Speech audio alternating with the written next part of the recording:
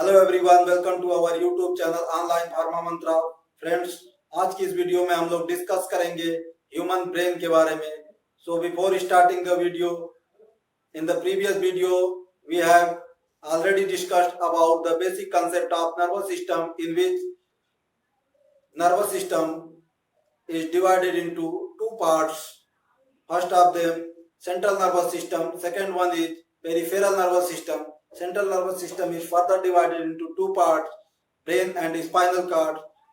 So in this video we will discuss about the structure and function of brain. So let us start the video.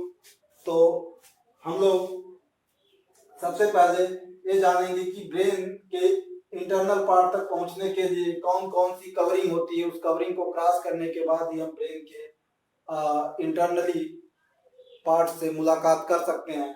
तो सबसे पहले आपका head होता है, head के ऊपर स्किन होती है और स्किन के ऊपर आपका हेयर होता है, हेयर और स्किन। उसके बाद आपका बोन्स होती है, बोन्स और स्किन के बीच में भी पेरियोस्टियम की कवरिंग होती है। और इसके बाद आपका कवरिंग आती है, जो मेन तीन कवरिंग होती है, ड्यूरा मैटर, एरेक्नॉइड मैटर और पाया मैटर। इन सबको मिलाकर ड्यूरा मैटर, एरेक्नॉइड मैटर और पाया मैटर को मिलाकर हम लोग मेनिंजेस बोलते हैं। अगर किसी भी इंडिविजुअल के अंदर ड्यूरा मैटर, एरेक्नॉइड मैटर या पाया मैटर में स्वेलिंग आ गई है तो उसे एक बीमारी होती है जिसको हम लोग मेनिंजाइटिस बोलते हैं। पहले के टाइम में तो बीमारी बहुत ज्यादा होती थी जिसे दिमागी बुखार बोला जाता है। तो इस बीमारी का नाम हम लोग मेनिंजाइटिस देते हैं। इसमें स्वेलिंग, इन्फ्लामेशन होने लगता है इन्हीं सारी कवरिंग के बीच में। ओके, ड्यूरा मैटर जो होती है, ड्यूरा मैटर आपका टफ और इनफ्लेक्सिबल होता है और इसके बीच ड्यूरा मैटर एरेक्नॉइड मैटर के बीच में सब ड्यूरल स्पेस होता है और एरेक्नॉइड मैटर और पाया मैटर के बीच में सब एरेक्नॉइड स्पेस होता है, जिसमें कि आपके शीर्षक देखने को मिलते हैं, सेरिब्रोस्पाइनल फ्लूइड्स। और इसके बाद पाया मैटर की बात करें तो पाया मैटर एक अलग से कवरिंग दिखती नहीं है। ये कवरिंग आपके उसी टिश्यूज पे चिपकी रहती है, उसी स्किन के लिए उसी टिश्यूज पे स्किन से अटैच रहती है पूरी तरह, इसे दिखती नहीं है अलग से।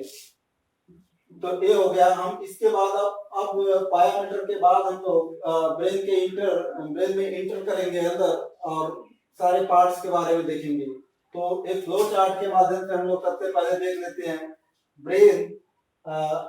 our brain is divided into three major parts: forebrain, midbrain and hindbrain.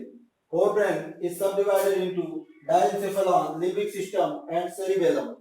Diencephalon is subdivided into the thalamus, epithalamus, hypothalamus, limbic system, आपका हिपोकैम्पस, एमाइगडाला और सेप्टम, ये आपके लिम्बिक सिस्टम में आ जाते हैं। और सेरिब्रम में जो frontal lobe, parietal lobe, temporal lobe और ऑसिपिटल लोब, ये सारी चीजें आपका सेरिब्रम में आ जाते हैं। इसके बाद हम लोग दूसरे ब्रेन के मिड ब्रेन की बात करते हैं। मिड ब्रेन में आपका कार्पोरा क्वाड्रिजेमिना नाम का एक स्ट्रक्चर होता है जिसके अंदर चार बॉडी पाई जाती हैं, दो बॉडी टेक्टम की और दो बॉडी टेगमेंटम की पाई जाती हैं। इसके बाद हाइंड ब्रेन में आते हैं। हाइंड ब्रेन में पॉन्स, मेडुला ऑब्लांगेटा, सेरिबेलम, ये तीनों मिला के आपका हाइंड ब्रेन में आते हैं। ओके, तो ये हो गया एक ब्रेन का डिवीजन। इसी डिवीजन के एक एक पार्ट के बारे में हम लोग इस फिगर के माध्यम से हम लोग पढ़ेंगे। तो सबसे पहले हम लोग सबसे ऊपर वाले पार्ट्स के बारे में देखेंगे, जिसको हम लोग सेरिब्रल का, यहाँ पे सेरिब्रम जिसका नाम दिया गया है सेरिब्रल कार्टेक्स। कार्टेक्स मतलब आपकी जो कवरिंग की लेयर है, सेरिब्रम की कवरिंग की लेयर है, वो सेरिब्रम कार्टेक्स हो जाती है। जो कवरिंग की लेयर है एक सेरिब्रम कार्टेक्स और ये पूरा पार्ट सेरिब्रम। तो सबसे पहला पार्ट आपका फोर ब्रेन के बारे में देखेंगे।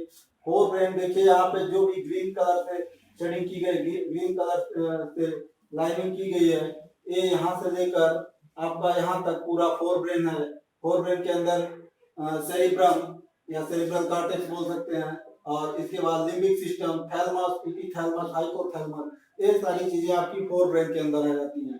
तो फोर ब्रेन के अंदर हम लोग देखेंगे सबसे पहले पार्ट सेरिब्रम के बारे में। सेरिब्रम आपकी बॉडी में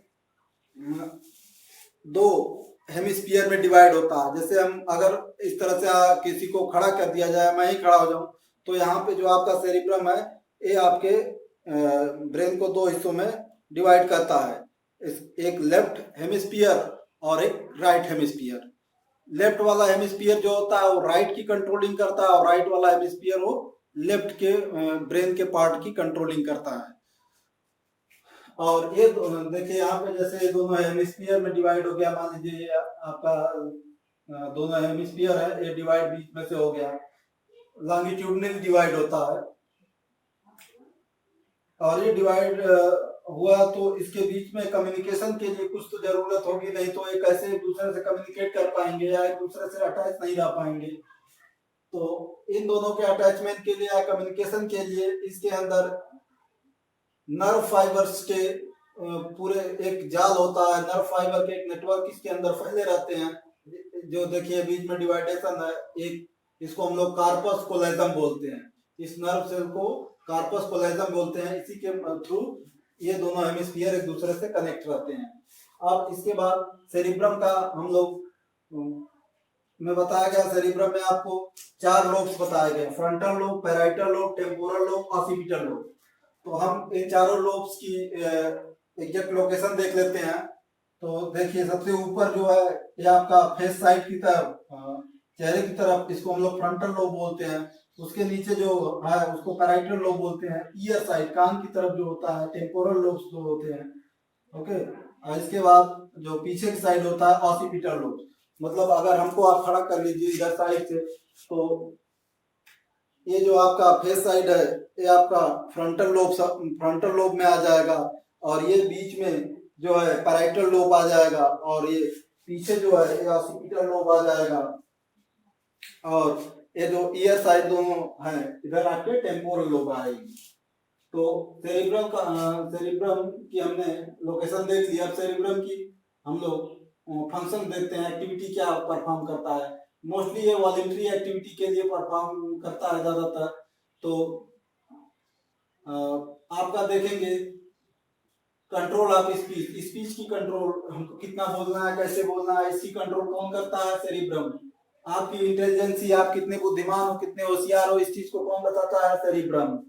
आप किसी चीज को, किसी सेंसरी इनपुट को पाकर आप क्या सोच रहे हो, क्या नहीं सोच रहे हो, सोचने की शक्ति कौन, सोचने की क्षमता किसकी होती है? ये सेरिब्रम की होती है। सेंसेस की प्रोसेसिंग करवाना कौन है? सेरिब्रम करवाता है। मूवमेंट को भी कंट्रोल कौन करता है? सेरिब्रम करता है। ओके, तो अब हम लोग नेक्स्ट चलेंगे। सेरिब्रम का ये फंक्शन हो गया, सेरिब्रम की लोकेशन हो गई। अब हम लोग जस्ट नीचे चलते हैं लिम्बिक सिस्टम में। लिम्बिक सिस्टम में हम लोगों ने बताया था कि मैंने बताया था आपको लिम्बिक सिस्टम में हिप्पोकैम्पस, एमिगडाला और सेप्टम, 3 चीजों के बारे में। तो हिप्पोकैम्पस, एमिगडाला और सेप्टम है, तीनों चीजें यहाँ पे इंडिकेट की गई है। हर एक चीज लिखना पॉसिबल नहीं है क्योंकि ब्रेन का स्ट्रक्चर कॉम्प्लिकेटेड होता है। ओके, तो यहाँ पे लिम्बिक सिस्टम का बेसिक फंक्शन क्या होता है? Express emotion. जैसे आपको किसी पे प्यार आ रहा है, गुस्सा आ रहा है, किसी पे घृणा आ रही है, ईर्ष्या आ रही है, ये सारी चीजों का एक्सप्रेस, इन सारे इमोशंस का, सेक्सुअल इंटरकोर्स का इमोशन है या किसी भी चीज का इमोशन, ये हम इमोशन निकाल देते हैं। ये इमोशन निकालते हैं, वो किसकी वजह से निकाल देते हैं? लिम्बिक सिस्टम की वजह से। लिम्बिक सिस्टम की वजह से हम कंट्रोल नहीं कर पाते। जब लिम्बिक सिस्टम ओवर एक्टिवेट है तो हम इन सारे इमोशंस को कंट्रोल नहीं कर पाएंगे, निकालेंगे। ये जानवरों वाली एक्टिविटी करवाने के लिए रिस्पॉन्सिबल होता है आपका लिम्बिक सिस्टम, लेकिन ह्यूमन में भगवान ने ऐसा उसके ऊपर सेरिब्रम बना के बिठा दिया है कि लिम्बिक सिस्टम को भी कंट्रोल सेरिब्रल कॉर्टेक्स करवा लेता है। ओके, आपको बहुत ज्यादा गुस्सा आया है तो आपके लिम्बिक सिस्टम तो एक्टिवेट होकर गुस्सा बोलेगा ही, बट सेरिब्रम उसे कहेगा नहीं, कूल डाउन, अभी कूल डाउन, इसके बाद आपकी बारी आएगी जब गुस्सा होना तो गुस्सा होना। तो सेरिब्रम इसको भी कंट्रोल करने का काम करता है। ओके, लिम्बिक सिस्टम के नीचे जस्ट चलते हैं हमको थैलेमस मिलता है, जो कि पेग शेप का एक स्ट्रक्चर होता है थैलेमस, और थैलेमस के जस्ट साइड में एपिथैलेमस और उसके नीचे हाइपोथैलेमस। ओके, तो थैलेमस का हम लोग काम देखते हैं। थैलेमस एक रिले सेंटर की तरह काम करता है, सेंसरी इनपुट्स की ब्रॉडकास्टिंग करवाने का काम करता है। जो भी इम्पल्स का जो भी इंफॉर्मेशन जा रही है उसको ब्रॉडकास्टिंग की तरह इधर से उधर भेजने का काम कौन करता है? थैलेमस करता है। थैलेमस एक रिले सेंटर माना जाता है।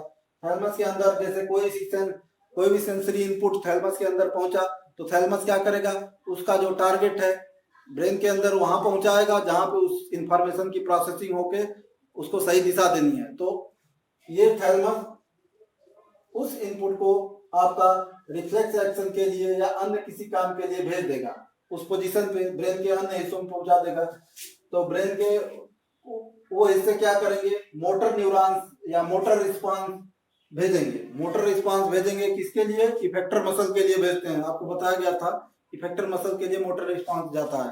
तो मोटर रिस्पांस भेजेंगे तो वो मोटर रिस्पांस भी इसी थैलेमस से होकर ही गुजरेगा, क्योंकि ये रिले सेंटर है। इंफॉर्मेशन भी यहीं से पहले होकर गुजरेगी और उस इंफॉर्मेशन का जो मोटर सेंसरी इंफॉर्मेशन का जो मोटर रिस्पांस है वो भी यहीं से होकर आएगा। ओके,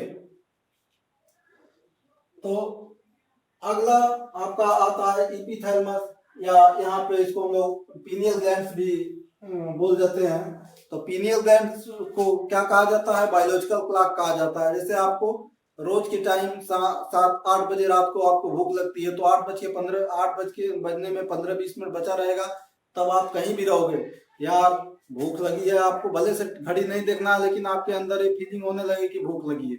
ऐसा क्यों? क्योंकि ये बायोलॉजिकल क्लॉक एक्टिवेट होती है, वो बताने लगती है यार टाइम हो गया लगभग। या तो आप जैसे रात में सो रहे हो, आपको सुबह 4 बजे उठना है, तो 4 बजने में 10-15 मिनट आगे पीछे आप उठ ही जाओगे।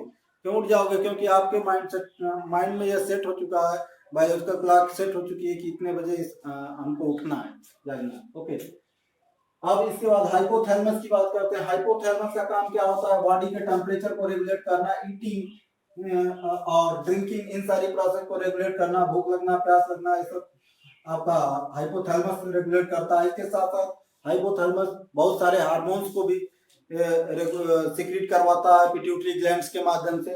पिट्यूटरी ग्लैंड और हाइपोथैलेमस पिट्यूटरी ग्लैंड को स्टिमुलेट करके बहुत से हार्मोन सिक्रीट करवाता है। तो यहाँ पर आप देखेंगे कि हाइपोथैलेमस का एक बहुत बड़ा मेजर रोल है कि हाइपोथैलेमस नर्वस और इंडोक्राइन सिस्टम के बीच में कोऑर्डिनेशन करवाता है। मतलब न्यूरो इंडोक्राइन सिस्टम की एक्टिविटी के लिए हाइपोथैलेमस बहुत ही बड़ा मेजर रोल परफॉर्म करता है, बहुत ही बड़ा रोल परफॉर्म करता है हाइपोथैलेमस। इसके बाद ये आपका पूरा फोर ब्रेन हम लोगों ने कवर कर दिया, जितनी भी आपके ग्रीन कलर के लाइनें थी फोर ब्रेन वाली जो आपको बताई गई थी, ये फोर ब्रेन आपका सारा कवर हो चुका है। अब हम लोग इसके बाद चलते हैं टेक्टम और टेगमेंटम की बात करते हैं, जो कि आपका मिड ब्रेन में है। फोर ब्रेन के बाद मिड ब्रेन में चलते हैं। मिड ब्रेन में एक स्ट्रक्चर आपको बताया गया था, कार्पोरा क्वाड्रिजेमिना नाम का एक स्ट्रक्चर होता है, जिसकी 4 बॉडी पाई जाती है। 2 बॉडी टेक्टम की यहाँ पे दिख रही है, 2 बॉडी टेगमेंटम की। टेक्टम आपका विजुअल रिफ्लेक्स के लिए रिस्पॉन्सिबल होता है, और टेगमेंटम आपका ऑडिटरी रिफ्लेक्स के लिए, मतलब सुनने हियरिंग के लिए रिफ्लेक्स के लिए रिस्पॉन्सिबल होता है। ओके, अब हम लोग मिड ब्रेन से जस्ट नीचे चलेंगे। ब्रेन स्टेम मिड ब्रेन तक होती है, इस बात का ध्यान रखिएगा। तो ब्रेन स्टेम में और आगे चलेंगे हम लोग तो हाइंड ब्रेन में आते हैं, मतलब पिछले हिस्से में आते हैं दिमाग के। तो वहां पे आपको पॉन्स मिलेगा, मेडुला मिलेगा, सेरिबेलम मिलेगा। पॉन्स का काम क्या होता है? रिस्पायरेशन करवाने का काम होता है। रिस्पायरेशन में जो ब्रीदिंग रेट होती है उसको कंट्रोल करता है पॉन्स आपका, क्योंकि पॉन्स के अंदर ही निमोटैक्सिक आपका जो रेस्पिरेटरी सेंटर होता है वो पॉन्स में ही पाया जाता है, और ये ब्रीदिंग रेट को कंट्रोल करता है। इसके साथ साथ आप सेरिबेलम की बात कर ले तो सेरिबेलम आपके पूरे ब्रेन का दूसरा सबसे बड़ा भाग होता है। पहला सबसे बड़ा भाग अगर ब्रेन का पूछा जाए तो सेरिब्रम है। सेरिब्रम लगभग 80% को कवर करता है, 80% हिस्सों को कवर करता है। और उसके बाद दूसरा बड़ा भाग सेरिबेलम है। सेरिबेलम आपकी बॉडी का इक्विलिब्रियम मेंटेन करता है। इक्विलिब्रियम मेंटेन करना मतलब बॉडी का बैलेंस मेंटेन करता है। जैसे आप चल फिर रहे हो तो सेरिबेलम की मदद से चलते फिरते हो, उठते बैठते हो। ओके, जैसे आप किसी अल्कोहलिक आदमी की बात की जाए, जैसे कोई अल्कोहल ले लिया है अभी ओवरडोजिंग में, तो उसके हाथ पैर लड़खड़ाने लगते हैं, कहीं गिर जाता है, कहीं लेट जाता है, तो कुछ भी करता है, तो उसकी एक्टिविटी कंट्रोल नहीं रहती है। वो क्यों नहीं? क्योंकि उसकी बॉडी का बैलेंस प्रॉपर नहीं हो पा रहा है। बैलेंस प्रॉपर क्यों नहीं हो रहा है? क्योंकि सेरिबेलम उसका एक्टिव नहीं है। सेरिबेलम को पूरी परफॉर्मेंस करने का मौका नहीं दे रहा है। वो अल्कोहल इसकी कंट्रोलिंग अल्कोहल के ऊपर से खो जाती है। इसकी वजह से उस इंडिविजुअल के ऊपर जब इसकी कंट्रोलिंग खो देता है वो इंडिविजुअल, तो उसके यहाँ वो गिरना शुरू हो जाता है, सही से चल नहीं पाता है, पैर लड़खड़ाते हैं। ओके, अब हम लोग तीसरे पार्ट की बात करेंगे, मेडुला ऑब्लांगटा। मेडुला ऑब्लांगटा, मेडुला ऑब्लांगटा इसका बहुत ही मेजर रोल होता है आपके इनवॉलेंट्री सिस्टम के लिए। इनवॉलेंट्री जैसे आपका डाइजेस्टिव सिस्टम की एक्टिविटी है, एसिड प्रोडक्शन से लेकर आपकी बहुत सारी एक्टिविटी हैं, वो मेडुला कंट्रोल करता है। मेडुला से ही आपके मैसेज जाते हैं, आगे इंफॉर्मेशन जाती है डाइजेस्टिव ट्रैक्ट के लिए। और इसके साथ साथ वोमिटिंग सेंटर होता है मेडुला में। वोमिटिंग वगैरह को कंट्रोल करने का काम कौन करता है? मेडुला ही करता है। मेडुला के अंदर ही वोमिटिंग सेंटर पाया जाता है, जिसको कीमोरिसेप्टर ट्रिगर जोन या न्यूक्लियस ट्रैक्टर सोल्टेनियस आपका CTZ या NTS बोलते हैं। उसके बाद आपका स्नीजिंग, बेल्चिंग और हार्ट बीट, कार्डियक सेंटर भी इसी में पाए जाते हैं। ये सारी चीजें हार्ट बीट को भी कंट्रोल करते हैं। तो ये हो गए आपके ब्रेन के मिला जुला के सभी पार्ट के फंक्शन।